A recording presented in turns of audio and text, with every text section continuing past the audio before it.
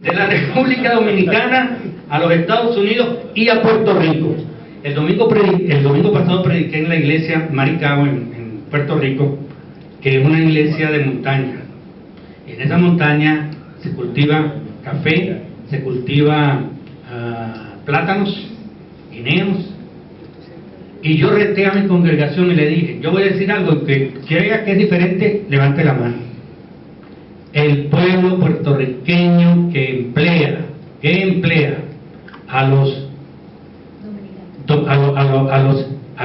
seres humanos dominicanos, en su gran mayoría para trabajar, son racistas y explotadores. En Puerto Rico, yo no tengo que decirle, estoy repitiendo cómo explotan a nuestros hermanos dominicanos, por ser pobres, por no tener papeles, por lo que sea. Entonces, el racismo y la discriminación no es nada más de los Estados Unidos, es también en nuestra Latinoamérica, y el peor también en Latinoamérica pasa la odiosa división en clases sociales, donde se ve clarito esa división, en los valores, en la forma de comportarse, en tus amistades, en las relaciones. Repito, la odiosa división de clases sociales. ¿Y dónde están allí metidos los inmigrantes? En el Caribe, en los estratos, sectores, clases más deprimidas de esas clases sociales. Y no es por asunto de idioma. Otro conflicto que uno encuentra en el Caribe sobre las migraciones. Porque no quiero entonces decir, hay 19.500 inmigrantes, porque eso le corresponde a otras personas, pero más bien esta es experiencia. En la oficina yo no trabajaba con latinos, con personas de Latinoamérica, había otra oficina para ellos. Pero como lo que había allí era una batata, entonces venían a mí después de venir acá, y entonces, ustedes lo conocen, que venían y entonces me decían: mira, ayúdeme con la migración aquí para ver los papeles. Entonces, de Colombia. ¿Y por qué tú estás aquí? Porque el gobierno, los paramilitares me persiguen. ¿Verdad? Y uno analizaba ese caso. Después venía otro colombiano: ¿y tú por qué estás aquí? Porque las guerrillas me persiguen y me quieren matar. Ahora y entonces uno decía: yo quiero entender que aunque el deseo de migrar es básico de una persona, ¿hasta qué punto es la situación forzada o es una situación del oportunismo del dólar? No me correspondía a mí juzgar, porque sería injusto. En consecuencia, pues yo trabajaba con ambos casos y teníamos un equipo que trabajaba con ellos y podía decidir: este es verdad, porque fíjense, un venezolano llegó a Estados Unidos y dijo: yo soy refugiado político. ¿Sí? ¿Por qué? Porque me están persiguiendo. Y no. Pues mira, si tú te aceptamos aquí como refugiado, no puedes regresar a Venezuela. Se le concedió el asilo.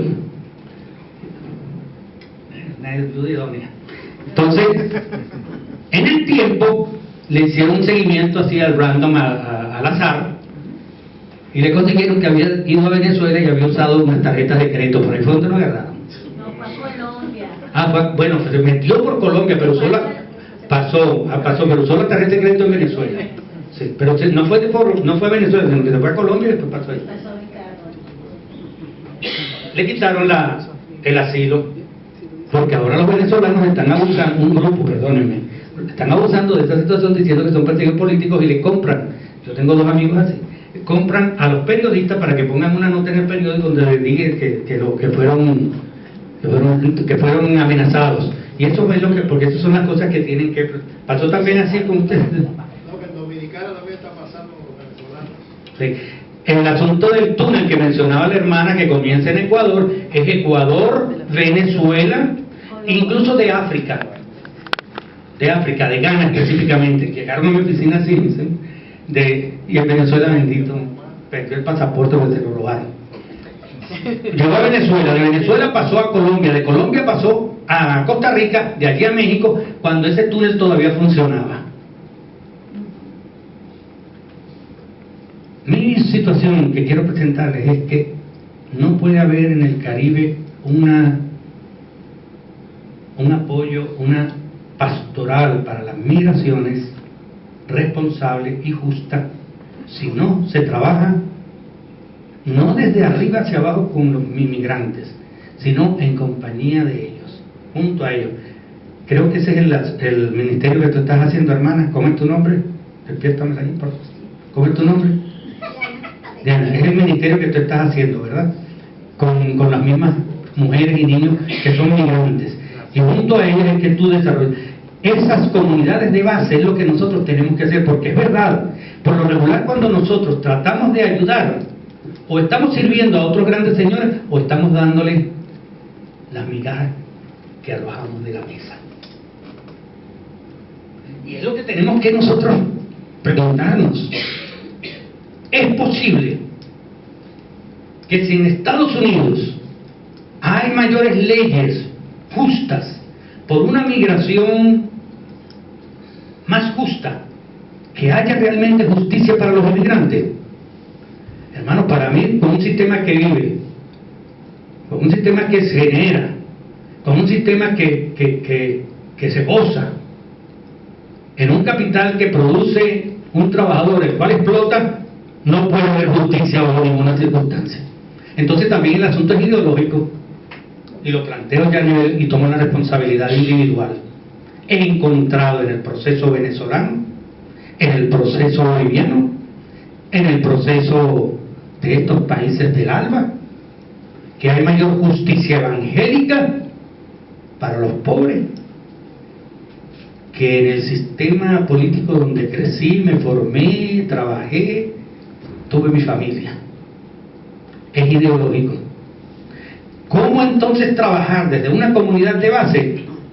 No para recibir limosnas migratorias, sino la justicia que comienzan en las mismas constituciones de los países,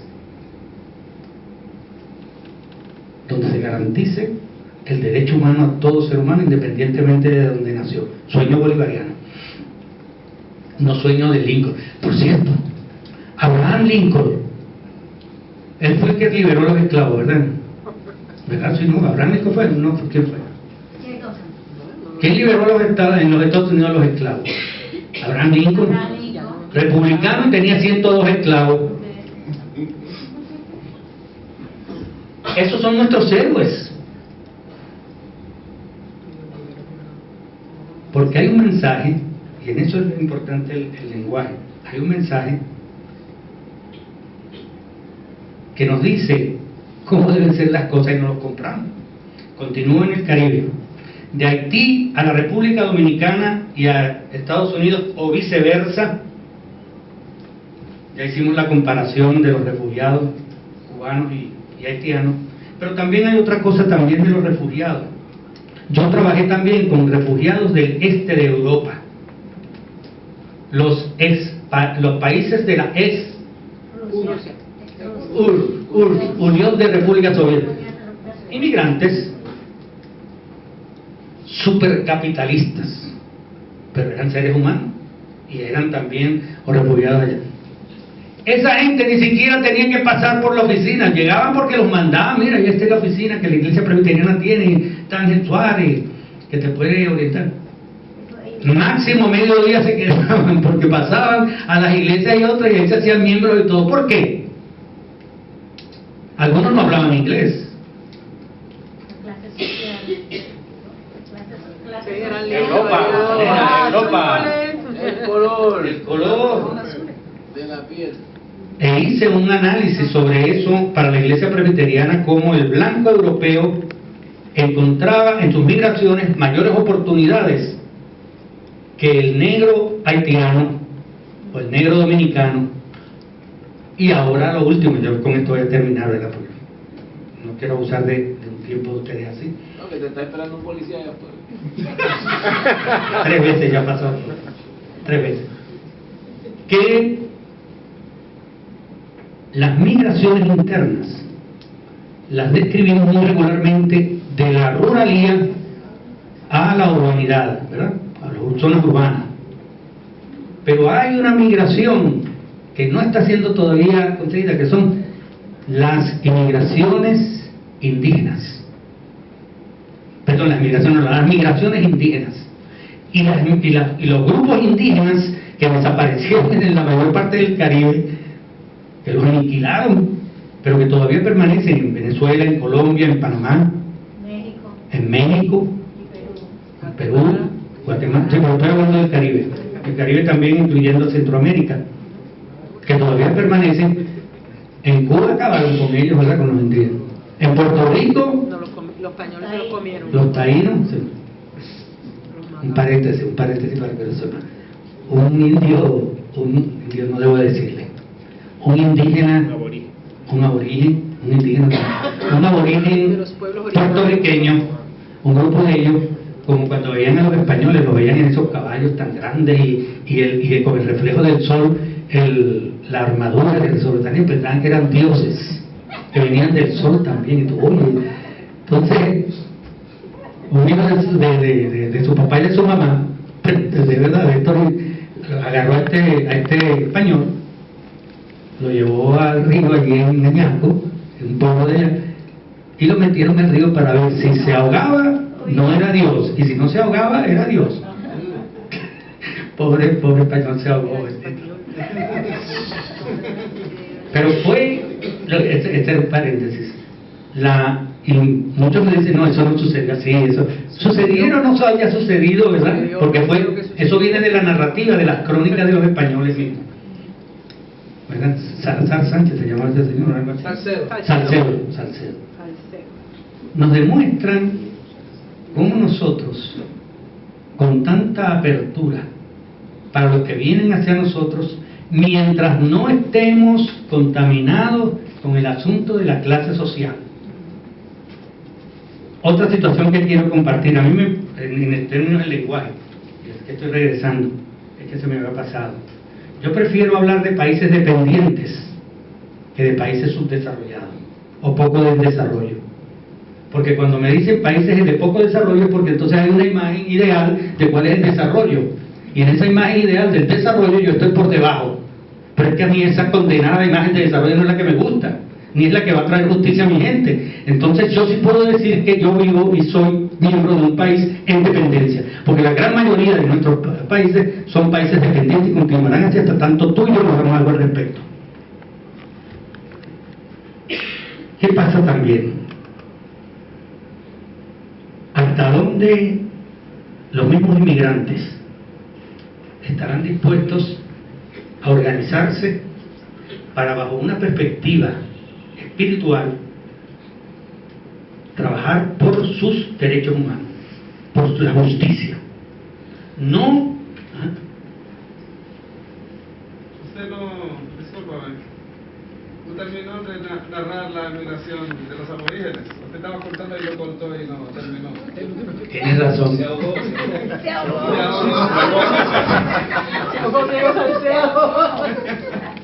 Tienes razón, mira, los grupos aborígenes ahora han sido traídos al mundo primero por los mismos Estados Unidos, por los nativos americanos, que se han organizado en los procesos de comunicación, de desarrollo en Estados Unidos, los han hecho poner en la palestra pública. Pero los grupos aborígenes nuestros en América comienzan en Alaska, aunque hay grupos aborígenes que dicen que ellos vinieron después, que vinieron más bien de otros países asiáticos. Pero comienzan, pero hay mucha, como en mi inmigración, hay muchos debates interesantísimos. Comienzan en Alaska y terminan la Patagonia. o en Cabo de Horno, ¿no? ¿Qué se llama? Cabo de Horno. Porque todo ese continente nuestro bello americano está cundido de comunidades indígenas, a quienes no se les ha prestado en ninguna de estas organizaciones, incluso las de migraciones, tanto interés. Ahora sí, ahora lo están haciendo, pero gracias a los países del ALBA, que han sacado para que indios con mayor frecuencia participen de la vida política, protagonistas de la situación, que esa es una de las situaciones que se dice, la participación activa y protagonista. Porque tú puedes participar activamente en el voto, pero empezando por Estados Unidos, no es el pueblo que elige a los presidentes en un voto democrático, son los colegios de votación. Entonces es representación. Pero lo que quiero indicar con esto de los aborígenes o indígenas, los primeros habitantes de nuestro territorio, que vinieron de migraciones de otros sitios, empezando en África, es que también tenemos que atenderlos en ese proceso, sobre todo en el Caribe, donde están a punto de desaparecer en el Caribe, en las pocas comunidades que puedan identificarse, para no meterme con Sudamérica, que es más rica, o con Norteamérica, donde está México y los Estados Unidos y Canadá y Alaska. Bien, déjeme ver si... Y gracias por... Otra expresión en el lenguaje: terrorismo.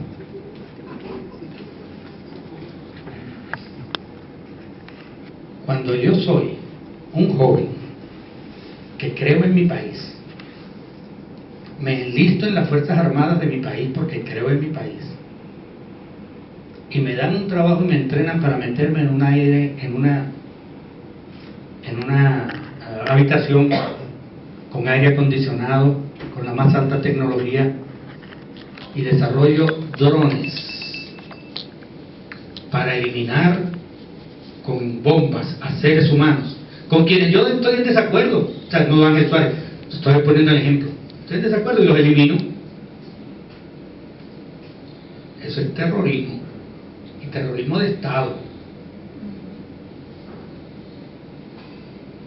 Pero el terrorismo que se nos pone ahora y se nos quiere meter es también de los hermanos y las hermanas musulmanas.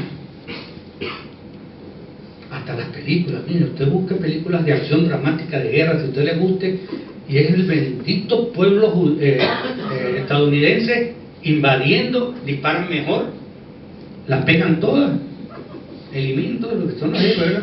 Contra los pueblos árabes.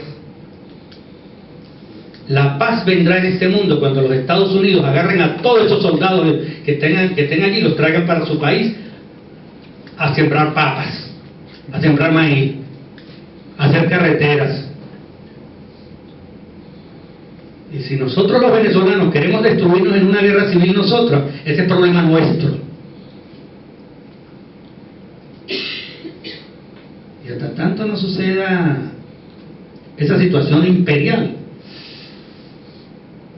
no habrá paz, por más que las iglesias aquí reunidas doblemos rodillas y estemos pidiéndole a Dios por la paz. Porque el Dios en el cual yo creo que algo ustedes también creen, no es un Dios milagrero, sino es un Dios humano. Por eso nos dio a Jesucristo. Y es el humano el que hace la historia. Y la historia de liberación puede ser protagonizada desde la perspectiva de las iglesias cristianas, de las comunidades de fe. Pero tenemos que hacer algo al respecto. El reto, hermanos y hermanas, está en nosotros como líderes de comunidades de fe para ir, como decían esta mañana, de la teoría a la práctica, de la toma de conciencia resucitada a la acción liberadora. Antes que Jesucristo regrese otra vez,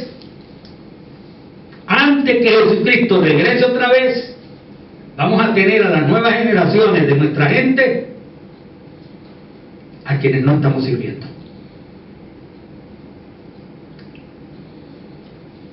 Me aproveché de este micrófono y de esta oportunidad a propósito porque no creo en el liberalismo de ahora vamos a poner a uno que piense diferente también para que hable aquí. Porque si fuera eso, entonces aquí traemos a Dios y aquí ponemos al diablo, porque cada uno tiene su visión de la vida y del mundo, ¿verdad? Y el diablo es poderoso para los que creen en el diablo. No hay más diablo en este mundo que yo. En la última década, las migraciones humanas, porque también yo tengo que entender un poquito más de mi hermana argentina, porque yo lo que entiendo es que las migraciones no son humanas nada más, son también migraciones de aves, de animales, eso. Pero tengo que, no te lo digo por estar, sino que tengo que, para mí los movimientos, pero ven todo el debate que se presenta, lo lindo de poderlo conversar abiertamente. En las últimas décadas las migraciones humanas pasan de tener una mayor atención, eso es verdad, particularmente en el área de los derechos humanos de quienes se movilizan, pero no porque la gente que saca esto, las corporaciones, quieran ser más justas con los derechos humanos, sino que también